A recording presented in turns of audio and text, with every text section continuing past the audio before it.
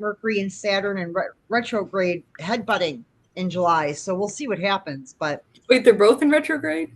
yeah, headbutting. Right. It's bad. It's a karma month. July's a karma month for sure. So yeah, that's why I said, like, I could see if this had happened. Maybe this is a good thing. Like, my accident happened before this activates. Like, so maybe it's giving me some clearance or something. I don't know. Fingers Yeah. crossed, though. You know what? I haven't even looked at my transits for July. You know why? Because I'm scared. It's fine. It's totally fine, but it's all right. Anyway, sacred sexuality. I'm excited about tonight because it involves symbols and numbers and divinity practices. So it's like, I know the last couple of classes, I was like just going over core stuff. And then the last class, I put so much information in there. So this one, I made sure I didn't do that. And it's more application. So, like, we're getting into like the application of different things now, which is exciting. Um, all right. So, I have some little pictures here of Isis and Lilith. So when you're looking at sex magic application, they talk about the divine feminine and the divine mother, and those are typically Isis and Lilith in this practice. Now, depending on your practice, it might be different deities, but you know, they usually have energy in a lot of different practices. So Isis and Osiris, if you're familiar with Egyptian mythology, she's kind of the silent protective mother managing, energies in this universe and the ones parallel to us. She's like that head priestess, the eternal teacher, the guide, the healer. Lilith, there's for those of you that are familiar with Genesis, there's she was very much involved in the Adam and Eve and Apple scenario. Right? So Lilith is kind of like um, the holder of divine code and information. She's also a protector of women. She's been kind of like guarding the true secrets of sex magic specifically, until it's time for that information to be awakened in us. So as we build our practice, you might become more connected to one of these deities. With Lilith too, because she does have more of I guess, a strong hold in sex magic. She has connections to the use of menstrual blood, which is considered the key to life. And dark powers as well. So, like, I don't believe in light and dark, but everything's kind of gray. So I guess the darker gray aspects of it. It's called the wisdom of the wound, the power of the sacred blood. So that also connects us to the astral plane. So, like, it's considered like a way to open portals for mystical experience, because both shadow and light reside there. And then all of your extremes, like your love versus anger, your rage versus passion, life versus death. So Lilith and the use of menstrual blood and sex magic represents that fire, that life, that rebellion. It's that sexual freedom, um, that refusal to be dominated or controlled. So it's justice and liberation. Um, so there's a lot of alignment there with our own soul's evolution, using her with our sex magic practice. I'm not going into Lilith work tonight, but I just wanted to throw this out here, because it is an application piece that I wanted people to be aware of. Um, she is associated with Kundalini magic. So any of you guys that do Kundalini yoga, um, she is associated with that. So yeah, so that's, apples can be offerings. If you're asking her to bless a union that you're going to be practicing sex work with. So you can invoke her in a circle. So lots of interesting stuff with Lilith. So I wanted to throw that out there. I'm not going to dive deep into this, but I wanted you to know who kind of like the main feminine deities are in sex work, sex magic. I guess I got to be careful how I word things, huh? All right. So the temples of Isis and Lilith. So back in the day, and there's a little bit of a history here so that later things I talk about are understood. There were sex temples. There are actually still some that exist, but these are places where both men and women came together to train in sexual art and magic. It was very healing. It was all about learning about sacred union. And the people that worked there, they were called sex priestesses. They devoted their lives and bodies to this work. Obviously, as time went on, the dark masculine kind of came in and, started destroying the temples and killing the sex workers, the sex priestesses. And they, in historical texts, that's when, with sex magic, the time of sleep had begun. That's when humans began to have disconnected sex, which kind of disconnected them from themselves and each other in union. Wars started breaking out. I mean, a world without sex or without the sex temple was kind of like a breeding ground for low frequency entities to kind of come in and cause all these kind of horrific things. So, sex was the prime way to connect to source and receive enlightenment, as well as physical healing and rejuvenation. So, that's what the temples were there for. In the temples, sex magic did relate to kind of dream work. I know we've talked about like a sleepy dream healing and ancestral dream work. And in sex magic in the temples, there were dream chambers. And in these dream chambers, they called them time travel, not in the way that we think of time travel. It was more of they were combining sexual energy with their imagination to kind of move forward and backward on a personal timeline, but also to kind of step outside of that into more liminal space, like in parallels. Like Isis, she has that connection to parallel universes. Same thing here in the temples with the dream chambers. Symbols of sex magic. So, magic of symbols, how to work with symbols and the sacredness of symbols. And on the side here, I just put like a hodgepodge of corporate symbols because those are magic too. Symbols, especially geometric symbols, do hold frequencies that awaken certain energies in us. So, they do have the power to connect us with lost knowledge and hidden truths. So sacred symbols, geometry, sacred geometry, they're sort of like highly charged sigils. And working with them, we're able to connect with their power. So it's one of the greatest tools that we have when we do magic, any form of magic, not just sex magic. Because you always want to use the most powerful symbols. You want to have the most powerful vessel too, which is your implement, your body, to bring forth, your magic into reality. So with sigils, this is a specific intentional created form. It's a symbolic shape of specific energy, information, or desire. So they're all around us all the time. Every corporation has a logo, and every logo is, in fact, a sigil. It's a symbol created to trap your attention, to program your subconscious mind, right? Governments in Hollywood use symbols, gangs use them, secret societies use them. These symbols are created to influence us and connect us with energy in certain realms that they want us to connect to.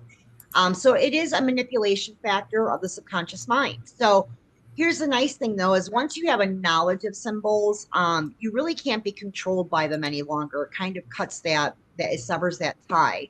So once you're conscious and aware, we start to become the masters of our subconscious.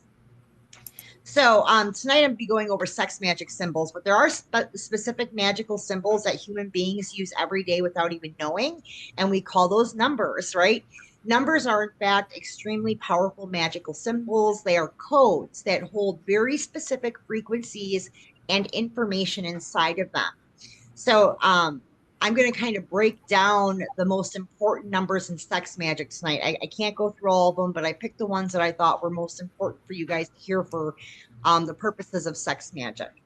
But before we get into that, again, I wanted to give you the historical preface. So when working with symbols, you're always going to first look at a symbol with your physical eye, and then your third eye usually kind of kicks in. So you kind of look inward and you feel and see the experience that that symbol is creating in your body. So like the next time you guys are looking at, say, like a Starbucks logo, or you're at the mall or something, and a symbol, a logo catches your eye, I want you to ask yourself, like, what does that provoke in you? Where are you feeling that in your body? Do you see any colors or shapes associated with that in your mind's eye, right?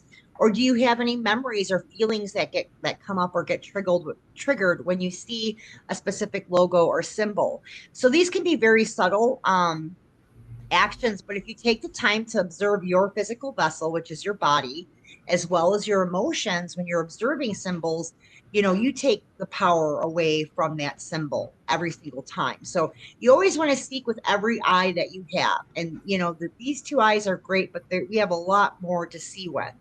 So you want to listen with your eyes, listen and observe with your womb, your heart, be focused and present, but also relax and let go of your mind and any past expectations or ideas about symbols. So the specific symbols tonight that we'll go through, especially, you're going to kind of want to let go of anything that you've been programmed to know about the symbol. You want to try to look at it with a fresh set of eyes.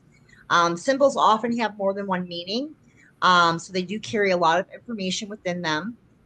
And you should really be using the symbols that you're called to use as often as you can, because this is going to activate your coding and the information that you need to receive. So, all of us have that. We all pull towards certain things and we all feel called towards certain things. Always go with that. So, in magic, the most basic shapes are going to be the most powerful ones, especially sex magic. It's no different. Now, your subconscious mind might seem kind of complicated in this area, but it actually works in a very simple way. The simplest symbols are going to have the strongest effect. So if you are called to a symbol, you place it on your altar, you could also use symbols in your phone as a screensaver. I actually have like a sigil in my phone as a screensaver. Your phone, your computer, you can, if you're at work, you can draw it on a piece of paper, like you can do symbols anywhere.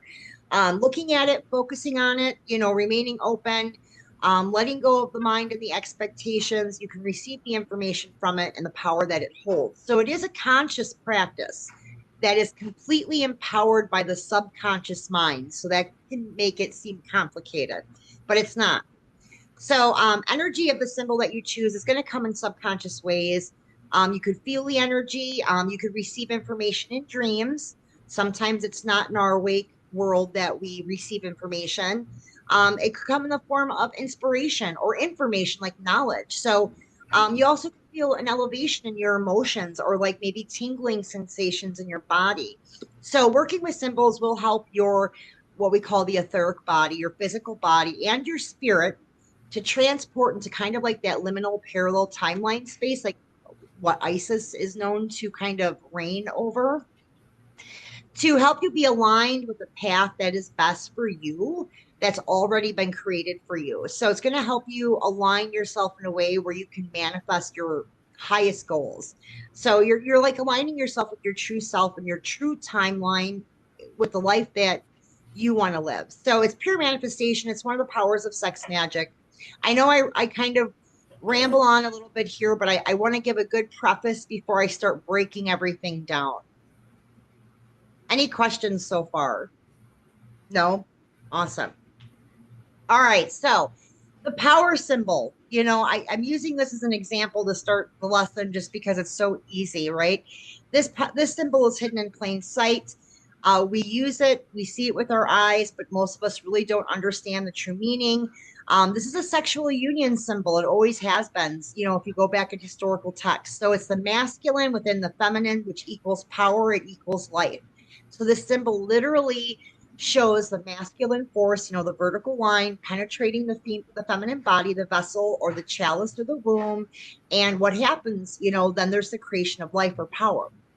Love, love symbols, symbols of love. Some of the best known ones, of course, are the heart and the wedding rings or marriage rings.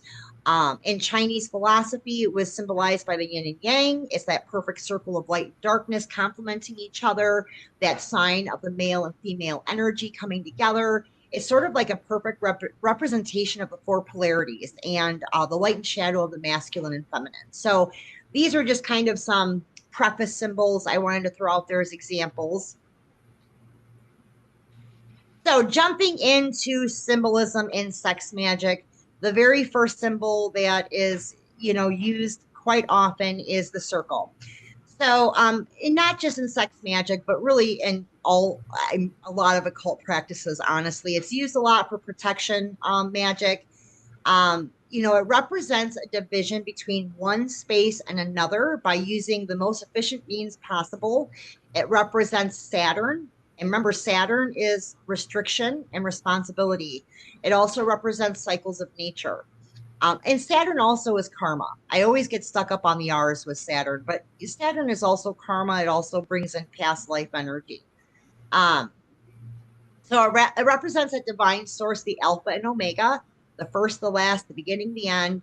It has that zero field point of manifestation and connection to all reality, space, and time, and to all the possibilities within it. So when using a circle, you're kind of creating and forming your own world, right? All the information and knowledge you want, you can encode in the symbol of a circle. You can pick any place to start from, and that's the exact spot that you're going to end at. So it's wholeness, it's unity, it's divinity. So within it, is kind of that womb symbol too. The focus is the womb, the inside of that circle. Like, what are we putting in the womb? It is nurturing, protective. Um, it symbolizes things like revolution, initiation circles. It brings awareness and focus to whatever we put inside of it. So it also gives that sense of completion. So the circle is going to enhance and bring to focus whatever is within it. Again, so the Celtics, they used the circle with their symbol of time and the changing seasons, holding the power of nature and, of course, protective boundaries. Chinese, they saw the circle as a symbol for the heavens. So a lot of Chinese art depicts a square within a circle, symbolizing the union between heaven and earth. The first circles mankind ever seen were the sun and the moon. So our ancestors observed the movement of the seasons and the cycles of life by looking up to the sky. Native Americans, of course, the circle symbolizes the sun, the moon, energy, life cycles, the womb. It is a symbol of the medicine wheel and the four directions. And really, if you look at everything, wheels, planets, their rotation, clocks, rings, portals, they all have the same thing in common. They're all circles, ruled by time, but eternally timeless, held within round borders, but yet it holds freedom and infinite energy and potential. So, circles, a lot of people will do petitions and use the numbers I'm about to show you and put those inside circles again on their altar or whatever they're using for their sex magic practice. So that's the very first one, probably the most commonly used one.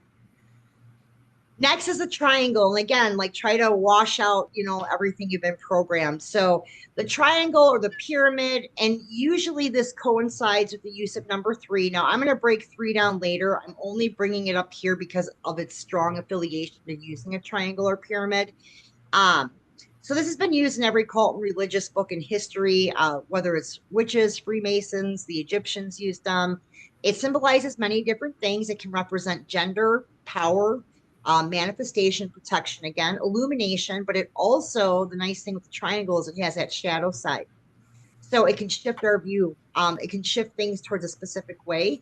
It's almost like, the tip of an arrow directing us to take notice and kind of guides things. So especially in manifestation.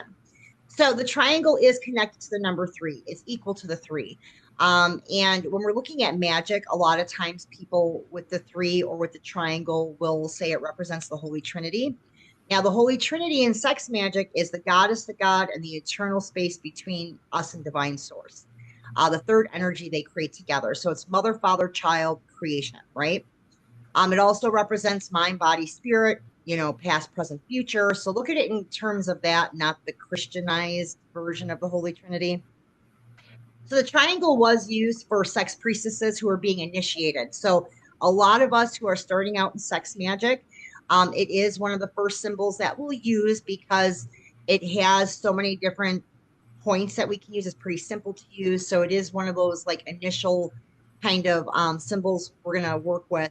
But it also represents three pillars of the sex priestess, which is wisdom, love, and what's the other one? Oh my gosh, I can't even think. I got to move this. I can't even read my own words. Yeah, past, present. Oh, no. Knowledge, wisdom, and love. Sorry, guys. Damn it. Now I'm screwing up the meeting. Okay. Let me move this. I don't know why it doesn't let me just make it small. So irritated with this computer tonight. All right. Anyway, the power of three. All right. This number in shape has tremendous power because three represents the union of masculine and feminine. So, especially if you're doing sex magic with a partner, you're going to be using three probably. It represents the third dimension, which we all choose to be in right now. It reminds us of our force.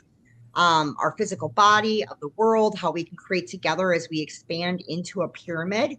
So like the triangle changes its meaning depending on its direction, unlike the circle, which stays the same no matter which way you turn it. So that's why the triangle, the pyramid is kind of nice to use first because you can kind of play with the different directions, the different energies. An erect triangle, this is going to be upward energy, things that have to do with stability, strength, balance, grounding, masculine energy. So if you have a target, it's a man, you're going to probably use the erect triangle for that. Mastery, foundations, knowledge, and also the elements of fire and air, sun energy. It also represents the Father or the Phalus. So inverted triangle. This is downward moving energy. It's very passive and imbalanced. So this is more, I wouldn't say it's cross conditioning, but if you were doing sex hex work, for example, you would probably use an inverted triangle because you're creating change. There's a little bit of danger there, so you better know what you're doing. But it is also mysterious. It's usually associated with the female energy, descending into the physical world, moon energy, the womb, the mother. So the triangle always reminds us to observe ourselves and to make sure we live in complete balance, which is one of the nice things here with the triangle pyramid. Questions? Moving on. All right. So in sex magic, you can wear symbols in jewelry. You can draw it on your furniture. You can make paintings with it. We've talked about this before. Um, we can we can place a symbol on our altars. We can focus on it while we're meditating or having sex, whatever. If you find a way to place a mirror inside the triangle while you are doing mirror magic and observing your reflection in the mirror for as long as you can, that pyramid, it can increase energy. As you're looking into it, if you increase that energy, like it's pretty powerful. Like that's actually something from back that was written in one of the old sex temple like priestess grimoires or whatever. So that I found and that's repeated over the centuries. Using energy from a mirror pyramid to draw energy into you or to send energy out to a loved one or somebody who needs power, like if you're trying to heal someone, help someone. Um, you can use an inverted triangle depending on your needs and your intentions. The erect one, of course, to gain masculine focus on if you're working on a project or if you're sending energy out somewhere else. The inverted triangle when you want to receive a gift or you're trying to manifest something personal. So simply drawing the inverted triangle on the body too works. So I would do that on the female partner, and draw the correct triangle on the body of the masculine partner. So that may be the same, it may be different. And doing that with the intention of connecting to your divine powers during union can make whatever you're working on together more powerful frequency. The inverted triangle also represents another symbol I'm going to break down for you called the chalice. But before I do that, who doesn't love Degoya, right? I mean, here's Degoya on the side here, right? I love Degoya. It's sick, and this is Saturn. This is a depiction of Saturn eating his children, right? So again, I just wanted to talk about symbols as a tool. Symbols can be used for creation, light or dark, right? And I don't believe in the white and black. I believe everything is gray, but light or dark here. Kronos and other gods who represent Saturn were depicted as eating children. And so there was a very unique symbol connected to them. And in these paintings, if you ever look at a Degoya painting, it is the Star of David or the Merkaba. And now we don't usually use the Star of David or the Merkaba in sex magic, but I wanted to point this out to you because darker practitioners might, because, everybody's different. Everybody goes a different way here. But if you do work with deities, angels, demons, the Merkaba is supposed to protect you when you evoke high spirits to unite with them in sex. Not something I practice, but if you were just as an informational tidbit, the Star of David, the Merkaba is something you would need to protect you. I also found it interesting that Degoya uses it. He hides it in his paintings, which is interesting. So anyway, moving on, the next symbol I wanted to break down is, the Holy Grail, the chalice, symbolizing the womb and sacred water. I'm going to move this. Am I going too fast or is this okay, you guys? Is it okay? All right, awesome. All right, so water, forms and holds life itself, but it also represents pleasure. The pouring of the heavenly waters down into earth, the masculine penetrating, with power and love, to be, releasing his divine water onto the world. So it also represents the abundance of life and creation. So you can use this in your sex magic work as a physical chalice that you keep on your altar. You can cleanse and bless it before you use it, like any other magical tool. And again, this is sex magic. So some of this stuff is kind of, TMI, but I'm throwing it out there anyway. Some people will put menstrual blood in it to drink, they'll mix it with juice or whatever. They'll give it to the earth as an offering or a divine sacrifice. If you are using blood, one drop is usually enough mixed with water or wine or coffee or juice. The more you can handle drinking it, the better. The more that you give the earth, the better. You can use regular blood as well. Obviously, don't cut yourself or hurt yourself. You can just prick the tip of your finger. That's enough. Or if you're working sex magic with a partner, taking, a drop of blood from each of you and mixing it together in the cup, not, blood bestie, just in the cup. You don't gotta smear with each other. Putting that together in a cup with wine, that makes for a more powerful ritual. I do see on Etsy now, there's a couple of individuals who make jewelry. They make blood jewelry. So they send you out this kit and you prick your finger and you fill this like vial with blood, and then your partner does it and then you wear each other's blood. I don't know. I thought that was interesting, but there's all kinds of, blood magic stuff out there. And so in sex magic, blood magic has its place. If you can make your own chalice, that's always best. You can make it out of anything natural like clay. I would suggest doing it during a new or full moon, carving your name or your personal sigil into it. You can even add some of your own blood into the carvings before it dries. So if you're in a committed union with somebody doing sex magic together, you can create the chalice together. I would again work with divine moon timing, late in the sun to dry. That also helps it to soak up and be filled with that light of life, the sun. Going into another TMI is drinking semen. I have to mention it because we're talking about sex magic, you guys. So in the temples, in the sex temples, semen was consumed for its healing properties.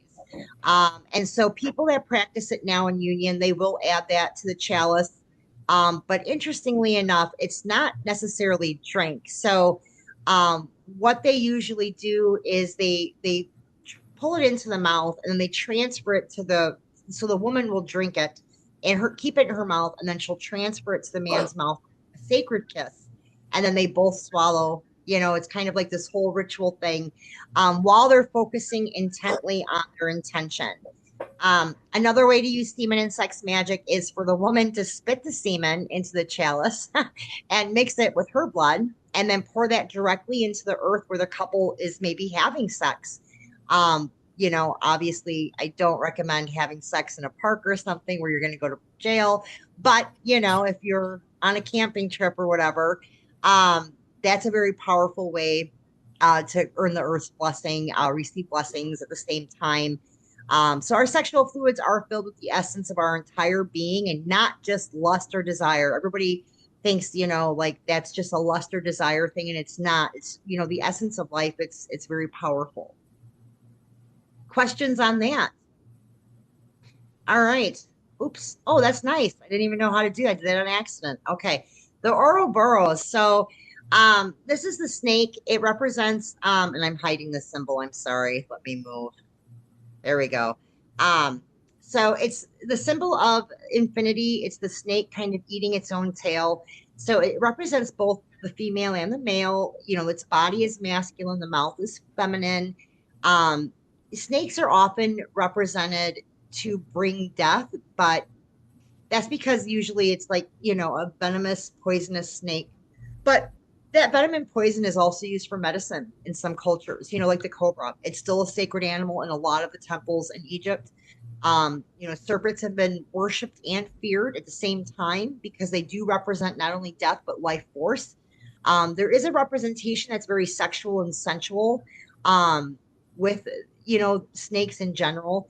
The two coiled snake symbolism has been used for thousands of years with different meanings, but it typically holds the same powerful seed of information. So It's, used in health and medicine symbols, that, the snake is in a lot of, dream work symbols. We talked a couple months ago about Asclepian, the dream healing temples and the snake dreaming therapy, snakes were used for that. So they're very intriguing. They're very mysterious. They do represent vitality, medicine, deceit that brings destruction. It holds both light and dark energy, both sin and sensuality. So it obviously has phallic symbolism. Even if you look inside a snake's mouth, it has a resemblance to the female genitalia. So I mean, there's like this very sexualized stuff going on with the snake. So the whole complete union is represented by the Ouroboros, which is this picture here. It's used in sex magic. It's been a symbolism for sex energy since the beginning of time. It's a mirror for human sexuality. The snake eating itself is the image of a whole sexual union between a man and a woman. And everything in nature breathes just like humans. Everything has an expansion and a retraction. So everything in nature has sex all the time. You're right. So I mean, basically, like electricity. The masculine represents the positive, and the female is the negative. It's polarized forces, like the symbol of the power outlet. The masculine enters the feminine to create power, to create electricity. So everything is having sex, right? It just looks different. So that's, what the Ouroboros represents: life and death, dark and light, positive and negative poles. When they mate for the sake of reproduction, it is a symbol of creation and birth. So there's that powerful protection there, as well as a force for birth and reproduction. So fertility work with sex magic, if it's specific for fertility, the Ouroboros will be used. The number 8, it is connected to the Ouroboros. 8, I'll be breaking that down later, but that is a sacred number in sex magic. 4 represents, the divine mother. So I'm not going to break all this down because I feel like I'm going to repeat it in about 5 minutes, but it is divine. It's that divine feminine, divine masculine. I keep kind of repeating myself in here. I get really worked up. But it's also representative of what's called the eternal orgasm. So that's where the infinity symbol was originated from. So a lot of people who are sex magic practitioners, you'll see the Ouroboros in their home. You'll see it tucked away like on the ceilings or in dark corners. So that's usually how they place it in their environments where they're having sex and they're tapping into that energy.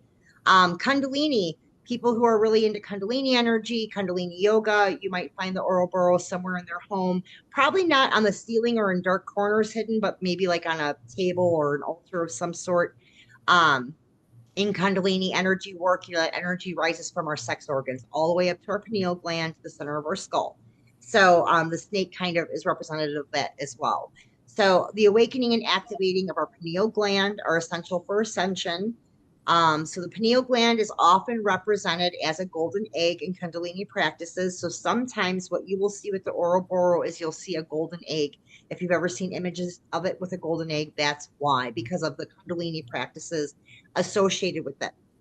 So with the Kundalini practices, the activation of the golden egg is the activation of the pineal gland. And I kind of broke that down here just in case people were interested. But so there's 3 glands that pass through the middle of our bodies in perfect symmetry. So it's the pineal gland, the thyroid gland, and the throat chakra, and then the penis or portal, which is the vagina, right? And so it's like kind of like this divine line. And so through sex work, energy, Kundalini energy, you can actually move energy up and down this line. We can do that with our voices, with our spirit, our subconscious mind. Everything kind of aligns in this line. And so it's vital for sacred union and sex magic work that you get kind of familiar with that. It is part of, spiritual awakening. People will access this line. So it's constantly too creating our reality. So this energy represents rebirth and renewal. It represents infinity too. So lots of spiritual connections here in sex magic. I think a lot of the Ouroboros use is activation of that 3 gland pathway for Kundalini activation. But people use it again if it calls to you. I mean, you could use it for anything that I described here. All right, so Ouroboros is a little bit, just keep going on. So they're best sometimes used in solitary practices of sex magic too. What I've seen is people will put it in a circle, like we were talking about. Whatever you put in that circle is going to be a focus point of what you're manifesting. Um, or they'll put it in the shape of that number eight inside the circle too. So it's really the circle is going to be used more to create something new and send it to somebody else. So if you're using the Ouroboros in a circle, you're placing energy. So like maybe you're doing a healing spell or something like that, or a fertility spell for somebody else, not yourself. The infinity symbol will be used to strengthen and regenerate any existing energies or vibrations. So if you're using it in the infinity or the eight pattern, right, for your manifestation for whatever you're doing, you're probably like I liken that to almost like blockbuster or stubborn target work. Like you're feeding energy to something that you've already placed or projected that maybe needs a little bit of help. So you can draw it right on your altar. You can draw this symbol on your body, the forehead of your lover, especially if you're in union with somebody. If you're using it alone, just imagine it if you want, or you can even draw it on your own body. You can try drawing it where your third eye is or on your thigh just above the knee. So, like if you're laying down or sitting on your knees, you can see it clearly in front of you. You can draw it on a piece of paper, place it under your pillow. You can sleep with it under your pillow. And then the next morning, maybe you want to burn it or bury it. Another method is to work with water. You can draw the symbol on your bottle of water or tape a piece of paper with the symbol drawn on it into your or onto your bottle of water, place it underneath the bottle of water, and usually I would say 24 hours under a full moon or under the sun, and leave it on your altar for as long as you like and use that water. So the water is going to be kind of like the absorption of the power of that symbol, but it also brings in the powers of the sun and the moon, making it more abundant.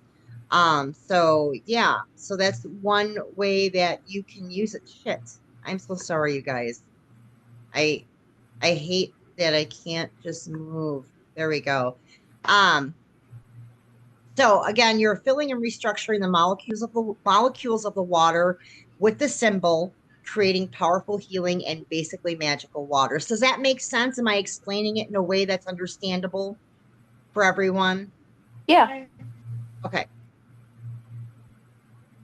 All right. All right. So the ink. I just keep getting ahead of myself here. Okay. I wish I could just make this box. Can I make this box disappear? Hide thumbnail. Yeah. Oh, there we go. Holy cow. Beautiful. All right, the Yanks. This is one of the most ancient symbols there are, if not the most ancient one, holding feminine light codes, right? So this is very Egyptian. If you look at the Yank, it's, it screams Egyptian practice. But it is a symbol of life and immortality, of union between men and women. It's been called the key of the Nile because it does represent the union of Osiris and Isis, who I started talking about when we started this. It is correlated with water because it has that life-giving power. This is a symbol that's very cleansing for a woman from trauma. And again, this is going to be TMI, but I'm going to explain. But this is what used to happen in the sex temples in Egypt. And this is like documented. So they would use the ink to help women cleanse and heal from sexual trauma through using it through anal sex. I can't make this up. This is just the way it was. So the area of the anus holds and stores many emotions and fears for men and women. It's a highly sensitive area. In sex magic, you need to kind of look at this area like it's a secret room that stores deep secrets, wounds, and pain, because that's what energetically it does. Obviously, anal sex can be highly damaging if penetrated by the wrong partner or somebody that's not feeling into your pain and truly wants the best for you. So, if you're going to do it, it has to be done with somebody, obviously, that you entrust fully with your heart, because you're allowing them to enter a place where you keep your hidden emotions, memories, fears, some that you might not even know about that might be triggered. Um, so the ink is also called the key to the underworld because of this reason as well. It is known for regenerating the cells of the female body more rapidly and powerfully. It's almost like a magic wand in a way. So it reverberates energies from orgasm, and it helps to either hold them in the circle or to collect the energy into the circle and then through power and spells be released for whatever intention you're casting. So it is a tool that you can use to manipulate and control energies and power. It's connected to the third eye. to help. A lot of the priestesses would use the ink to help see beyond. So used as a portal for divine sight and guidance. This was the symbol that they would use in the sex temples to test male initiates to make sure their intentions were true. So the woman, the sex priestess, would draw the symbol in the third eye area of the male and on herself as well, and then kind of look into the heart of them to see clearly. So it was like a form of divination. It can create a form of protection as well. The symbol was usually tattooed on men that had been initiated into sex magic. And then some female priestesses did choose to mark this on their bodies as well. But with the women, it usually was with a coiled snake. So that was a kind of an interesting difference. But so if you wish to cast a physical healing spell, you can place a picture of the person you're trying to heal on your altar and then place this symbol under or next to it. Or you could even use a physical ink. At the point of orgasm, focus on the picture and imagine the energies of your own body going into the bottom of that ink and raising and exploding to the top of the ink, that top is, a circle. So you can see that energy kind of leaving and entering that other person's body. So that's actually a very popular healing spell with sex magic practitioners. All right. The spiral and the triskelion. I want to say it with like an Irish accent. I don't know why. The main purpose of divine union and sex magic is sometimes to create a portal. It's to bring possibilities into reality through manifestation. So you're uniting two dimensions of energy into one, you and your partner. So the spiral is the purest manifestation of energetic point in physical form and shape. Spirals are found all over nature. They're one of the oldest geometric shapes. They're even found in caves and tombs, especially in Europe. The Triskelion combines the power of the divine feminine, masculine, and the world, kind of forming a more powerful and direct energy to open a specific portal or draw energy from a specific portal. You could use your imagination. You can place the symbol on your bodies. I would do it with the power of the pyramid. So maybe put a triskelion inside of a pyramid. It can be used in meditation. You can use the palm of your hands. A lot of times, people that work with these symbols that we're getting into now, where there's a lot of movement, they'll actually do movements. And I explained one in here. What they'll do is move the palms in a circle, a spiral circle. Oh, sorry. Um, where am I? It doesn't take much. There is one ding on my phone, and I'm completely checked out now. So moving your palms.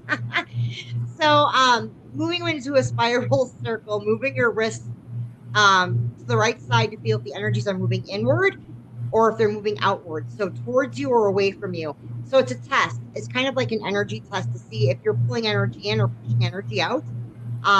And because that's really important when you guys are manifesting, because you don't want to be pulling shit in if you're supposed to be pushing shit out, because that means something's not working right, right? So this does explain how to do this kind of energetic test. I would draw the Triskelion, of course, on your palms before you do the test.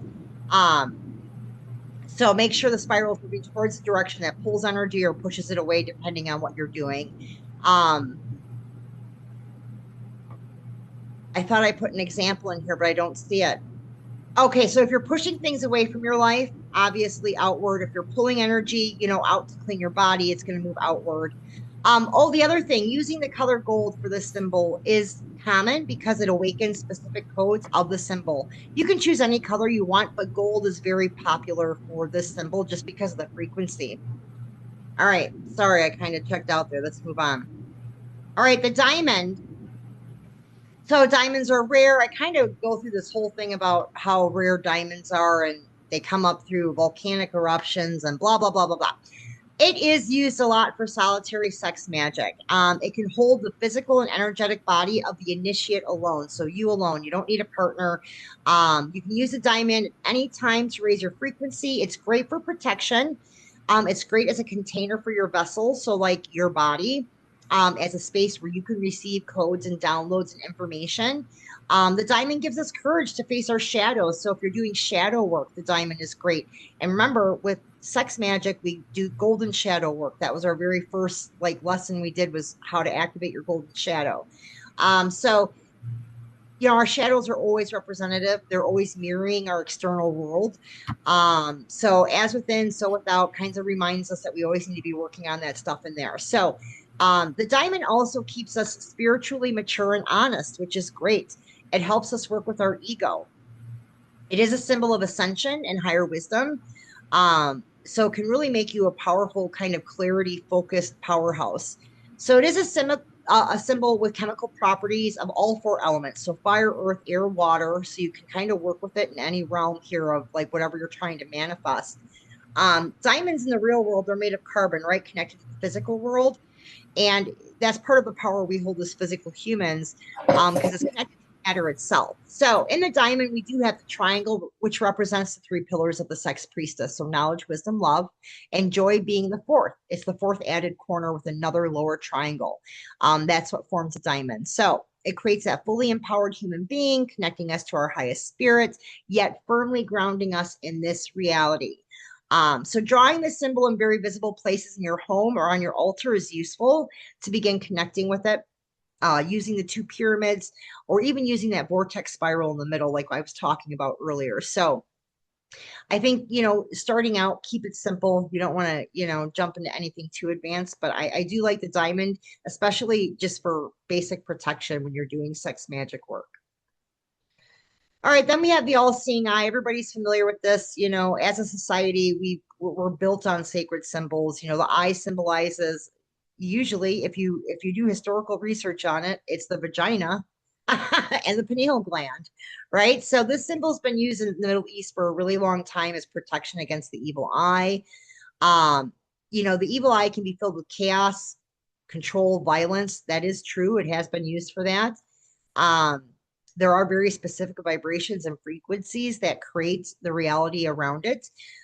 So you will find sometimes in different parts of the world, different cultures, if there is more violence and chaos in the area, it's probably because this is what that symbol is being used for. If you see the symbol inside the shape of a triangle or pyramid, especially, that's kind of a spell to set the intention of control and manipulating energy, or to evoke more malefic entities. So when a person tattoos the symbol on their skin, sometimes they are announcing, like I use the word demons, but darker deities, that they're kind of an open portal. It's almost like giving, that offering of blood to the symbol, that they're completely giving their powers away. So you got to be careful. I see people with these tattoos and I wonder, why do you get that tattooed on your body? So the eye can represent the seeing of dark energy. Um, and historically that wasn't a good thing, because what it was is they were able to see the people that were lost and kind of bring them under the control of darker or more malefic energy. So again, it was used to control, punish, manipulate. Now, for some, the symbol, like the Eye of Ra, is representative of the sun, which holds the true power of life, and also Awesome. and the destruction within it. So Hi, some see Ping. it as a symbol of Here's my royalty, water's fine, right? and therefore they do worship it and use the symbol often. No, because that's distilled. All right. All right. Sex magic numbers. All right. So I'm going to break down these Honey. numbers. Amber, is that you? Are you talking to me? No, I was on mute. It wasn't me, I Oh, promise. is somebody asking me something? Am I talking over you? If I am, I apologize. I totally apologize. I don't mean to. Um, all right, jumping into numbers. So, math can reveal endless universal secrets. Knowledge of math, sacred geometry, and physics is important. They are used in sex magic and everyday life. Numbers are energetic codes that help Hi, Penny. Are humanity you ready for some food? in creating the physical reality itself. Who is that? Hang on, I gotta look. I gotta look, you guys. Wait, how do I get my thing back on? Oh, shoot. Wait, hang on. It's Amanda logged in. Okay, I'm gonna mute Amanda. It's fine. I'm gonna mute her. Okay, let me go back. Um, shit, where are we? Okay, there we go. Am I sharing this? Yeah, can you guys see it? Yes. Okay, awesome. All right. Um, So I said numbers are energetic codes. They help humanity in creating physical reality, and they are symbols that carry enormous amounts of energy. So starting with that three, I know I touched on three earlier, but diving into three here again, that Holy Trinity we talked about. Um, it can birth realities, right? So using the number three is if you're birthing something new, right?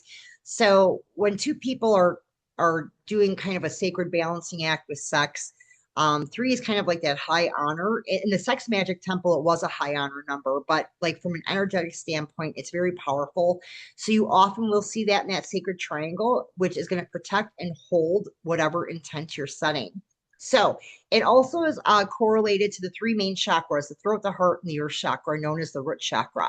So again, that fine line. Oh, you guys can't see me anymore, I don't think. Maybe you can, I don't know. But um, so that's that Kundalini line. So that's used in sex magic to activate sexual energy, our inner voices, our emotions that come deep from the heart. Three is kind of the main ingredient that creates life and matter. Three creates a triangle, which is a symbol of the pyramid as well. So you have that male, female, and source. It is the number of manifestation and how to overcome duality. So it is a basic number in sex magic, but it's very important.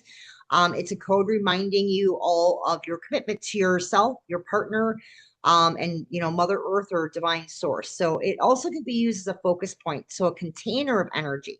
So, like, say you're in a sex magic practice with a partner, and maybe you don't have a specific intent. Maybe you're creating a container to store energy.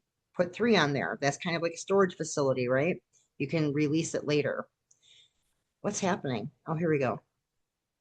So 33, I actually talk about 33 twice. This first time I want to talk about 33 is that it does make the infinity symbol. It is mostly used to initiate men into sex magic, cleansing men. It's also used to prepare for physical and spiritual cleansings, as a couple before your practice. It is going to aid you and push you to be very mindful of your commitment. The number 33 is like a promise. So it's a commitment to what you're doing, your path. So it kind of holds both worlds while it grounds you in the world you're in now. And also in the world that you're creating, that you're birthing through focusing your energy and manifesting different things in your life, you're creating a new world. So it represents both triangles when it faces upwards and the inverted one beneath. So it also represents the diamond. You can work with this number as you envision your vessel within the diamond, so your body, right? Your vessel is your body, especially in solitary work. You can also draw it if you are working with a partner on each other's bodies. That's a good way to incorporate it as well. I gotta take a sip. Are you guys also with me? You guys okay? Yeah, I can't see anybody. I'm gonna do thumbs up though. All right, the number, I'm gonna log out and everybody's gone. The number zero. So nobody usually takes zero into consideration, but it is a circle. So that represents life, the womb potential. It's funny, I was reading about the number zero, and they say without it, we are slaves to the system, but with it, we have access to the full spectrum. So zero is again like the circle, it's the alpha and omega, the beginning, the end, all potentiality lies there. So definitely whatever you're working on, if you have a petition point, you're trying to manifest money, a job promotion, write that in the middle of a zero, which is a circle, right? Same difference. The number four. So four represents the divine mother, right? Isis, Lilith, divine source, Mother Mary, whoever the divine mother is to you. It is the number of the mother. So, our triangles, pyramids hold, a lot of, how do I explain this? Because I explain this really well with the number eight, but I don't think I explained it so well using it by itself. So it holds polarity, right? So there's divine masculine, divine feminine. It holds not only the light, but the darker aspects of that.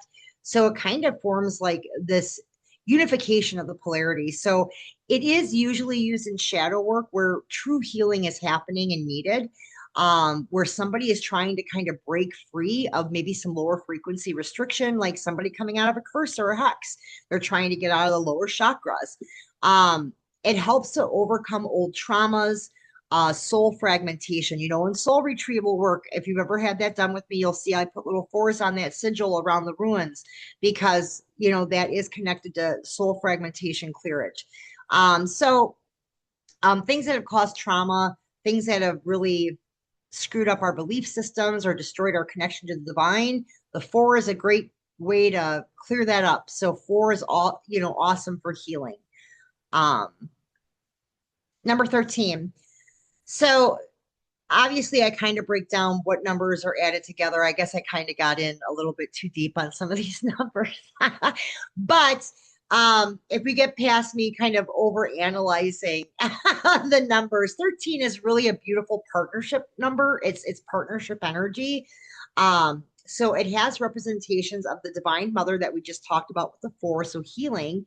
But in solitary work, it can help you awaken your own power, especially your intuition, and help you kind of connect to your own inner feminine and masculine, because we all carry both, right? So kind of that yin yang symbol from the beginning. It can also, the number 13 is great because in spell work, you can use it to call on a more aligned lover. So say you're doing an open love drawing, you're trying to find a new partner. A lot of times you'll see the number 13 being used in whatever sigil or spell is being done, because it is a call for an aligned lover. It's going to protect you from people that aren't suitable for you. So targeted love work, not good. So if somebody's looking for somebody specific, I would never use a 13, because if that person isn't aligned for you, it's actually going to drive that person away from you. So when you date somebody new and you're considering whether they're the right match or not, use the number 13 to do a divination. Pull the 13th card out of your deck, or do something with the number 13 to divinate on that. It's pretty powerful. And again, sex magic, if you're having sex with somebody for the first time, and maybe you're doing sex magic and they're just there for the ride, they don't know what's going on, you can use you can use the number 13, slip it in your pillowcase, see what happens afterwards. There'll be divine messaging whether that person's aligned or not. All right, the number 6, a very earthly number. It represents pure balance. It's used to invoke a romantic relationship. This is designed to bring balance and create a higher vibration. So a lot like the number 13, this kind of expands upon that. It kind of doubles it. So here's the thing with this number. I don't necessarily use the number 6 in direct sex magic work, but you can use it to manifest anything like physicality wise. So I would add this to sigils that are more like towards like glamour work, or more towards something with some sort of physicality to it, just because and that's just me. I mean, some people use this number for other stuff, but I just think it makes more sense to use it for physicality work.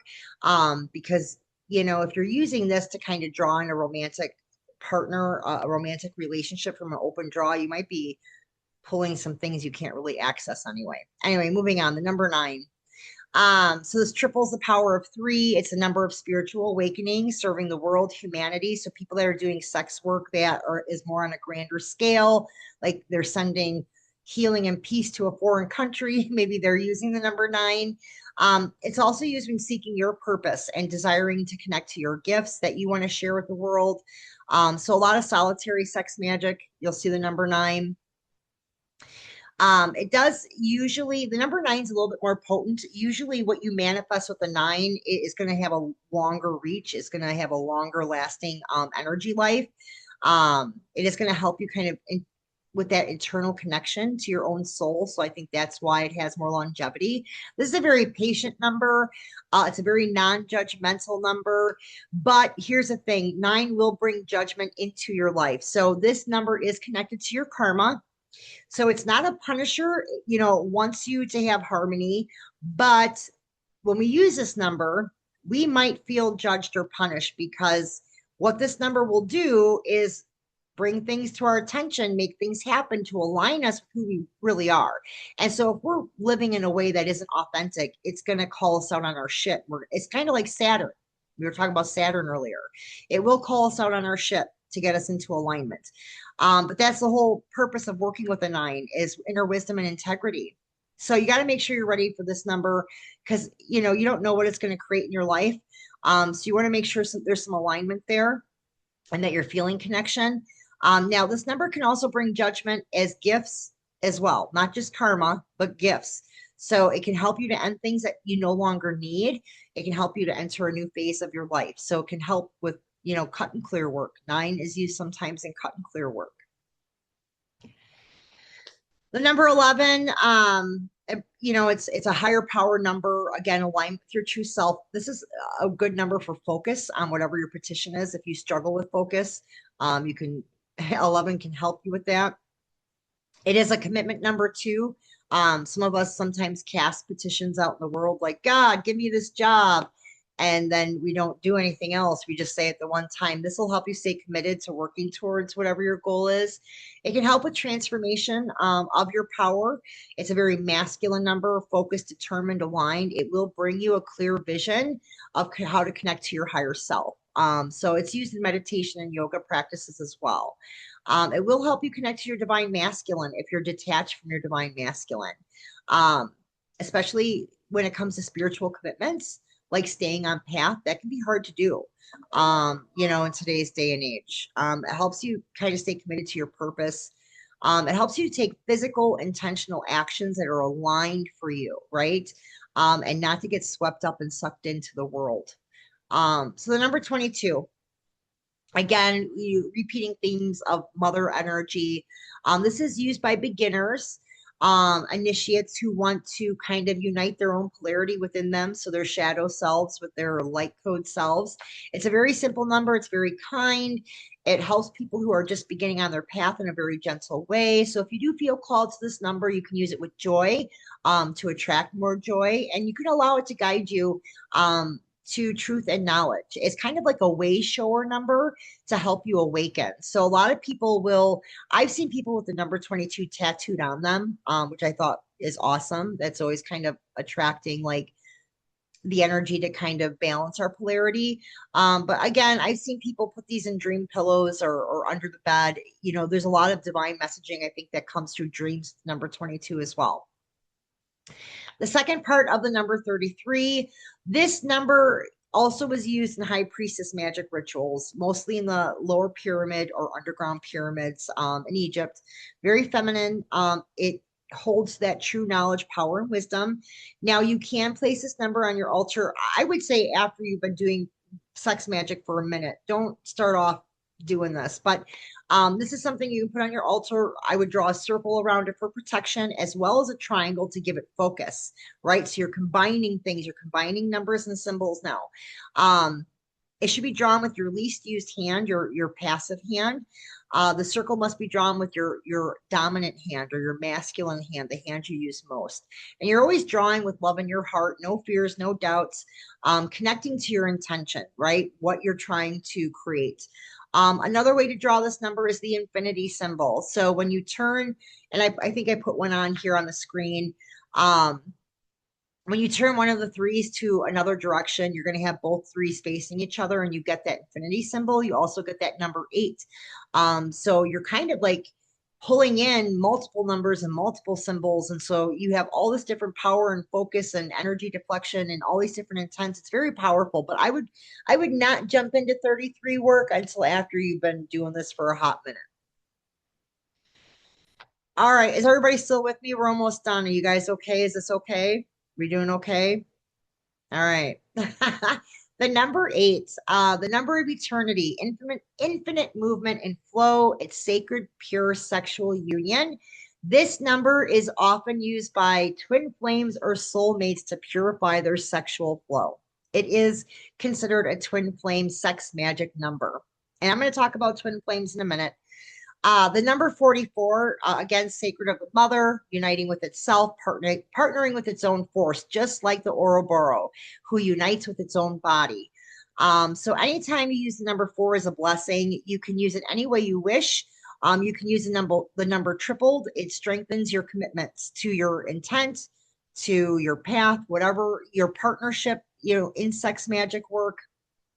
So, all right, twin flames. All right, so I think I only got like 2 pages left. All right, so twin flames. I think I rambled on again, you guys. I tried not to, and now I realize I put a lot of information in here, and I apologize. There's so much information I want to pack into these things. All right, so twin flames and sex magic. I just very briefly wanted to touch on what's called the twin soul agreement and walk in twin flame souls because there's so much nonsense on Netflix or wherever about twin flames. Okay, so here's the harsh truth about twin flames. It's a misused term, right? It has become a symbol on its own. I actually put it in the upper right hand corner. It looks like a medical symbol, right? That is the twin flame symbol. It's supposed to be a symbol of pure love, powerful, eternal love, which most of us humans dream of having, but very few of us understand really what a twin flame is because of Hollywood and all these cults and stuff. so, so here's the thing: we all have many soulmates during our lives. Almost everyone we meet in our life is a soulmate to some extent, whether we encounter them for 5 minutes, 5 years, or for our entire lives. They're there to awaken part of us, part of our soul, to push certain buttons and activate specific frequencies within us. Everybody you meet, I always say you never meet anybody by mistake, right? It's never a mistake because you meet people and they trigger things in you, and it's frequencies. They're activating things inside of you. So a twin flame connection is a unique connection. And no, not everybody has a twin flame, but every human being is in fact a twin flame for themselves, right? So true union of every human individual must happen within ourselves first. So there are individuals on the planet. I'm not saying that twin flames don't exist. They're out there, but not in the way that I think society paints the picture, meaning, that they have a counterpart outside of themselves, another soul that they are deeply connected to in a way that is far beyond the way and power of, actually, human being, whatever. So most twin flames are not originated, and a lot of the studies on Earth are like old reincarnate souls, from parallels, right? And they're here to help us in our awakening process, right? And they need a counterpart to do that. So twin flames are, two bodies, two polarities, positive and negative. They come together, aligned for the sake of a mutual purpose. It's almost like one soul split into two parts in spirit and body, male and female. These are very rare energies like souls. It's sacred, it's powerful. Most human beings can't even radiate that type of energy. There is this study, well, I shouldn't say study, but there's a lot of talk that twin flames come from what's called the blue violet flame codes. I'm not going to jump into that because that's a whole different thing, but I'm kind of on the fence with that. I'm not really sure if that's just hooey or what, but their cells are connected, to a piece of specific coded information. And that's true. I think you can feel in connections where there's like something more. And some of us do have cells that are connected to a piece of coded information inside of us, right? That we brought here with us. That's how we sometimes see somebody and we resonate, we're pulled to them so strongly. So usually twin flames usually are targeted. They're people that suffer. It's not pretty. There's usually a lot of suffrage around being a twin flame. Only half of twin flames actually meet in this life in the physical body. Sometimes they're connected through dreams, or you can energetically feel and communicate. But twin flames shift and change constantly. They're always evolving, trying new things, and trying to learn who they are in the moment and become better versions of themselves. It's constant shadow work, constant self-observation and awareness. Since both are in shadow and light, so simultaneously. So the idea of romantic love is needed kind of to attract them to each other, but it's the deep soul connection and purpose that keeps them together. So being a twin is not a walk in the park. They usually live a lifetime of loneliness because their twin is with somebody else or in some other whatever. They're usually in a constant state of sacrificing their pleasure for the sake of their path. Many people believe they have to experience pain, hurt, separation before they can unite. So it's not the kind of magical love that you see in Hollywood. I think most people find the truth very difficult. They like to hold on to this twin flame idea, and they resist that it can't possibly be what they think it is. Twin flames don't always have to encounter each other in physical bodies. In fact, most choose to incarnate together in one physical body. So there's been books written about that. So I just wanted to kind of break that down because of all the bullshit on TV. But the symbol of the triangle is also used for twin flames. Now here's the thing: a lot of us are in soulmate relationships, not twin flames, but soulmate. You can be in lots of soulmate relationships. These are beautiful, they're powerful, they're love based, but they're not twin flames. You're not sharing a soul with that person. You're not coded to them in the way you think. So there's actually a couple of books written about the number of twin flames on Earth. So in 2020, when they did this whole whatever, I don't know how they did all these studies, but this was in a couple of different books. There was around 3 million twin flames. So that's 1.5 million, couples. Because the more darkness is in the world, the more twin flames there are to offset the darkness. But 1,000 years ago, there was only about 100,000 of them on Earth because we didn't need them back then. But now there's more apparently because, the Earth is shit and the twin flames are sent to try to help us survive the shit. So yeah, I just thought it was an interesting little tidbit. I wanted to throw it in the presentation. But the twin flames are here to raise the frequency for us. It's a self-sacrificing thing, to split a soul and come here is to actually help strangers. It's not to help each other. So the last thing I just wanted to leave you with, and then we can talk for a second. I know I've rambled a lot. I think with sex magic, it's important to create your own symbol, create your own sigil that you use. That's going to hold your divine spirit, your essence, your wisdom, your soul purpose. And once you create that sigil or symbol, you can use it in everything, not just sex magic, but you can use it in everything. So I think it's good to have a personalized symbol for any kind of practice, really. It's just a good idea. But all right, do you guys see me? Hang on. Let me unmute Amanda. I can see you. Did I mute you, Amanda? No, I Wait. unmuted myself. Oh, okay. All right. Sorry. I did mute you. You're unmuted. All right. Yeah, you're unmuted now. Listen. You were talking, or I didn't know if you were talking to me. I'm like, what's going on? Oh, no, I Sam didn't called. do it. All I know is Mama has been doing some sex magic and didn't even know it. Really? See? Yeah. I mean, okay, you guys, be honest. Was that too much again? Was it better? Did I do better than last time, or was that still overboard? No, I don't think it was overboard. It's just like for me, because I don't know as much as other people, it can be a little bit more difficult for me to keep up because I don't know some of the stuff that other people know. Right. Okay, Amber's being nice. It was a lot. I'm just Was it? saying. Well, yeah. That's why I'm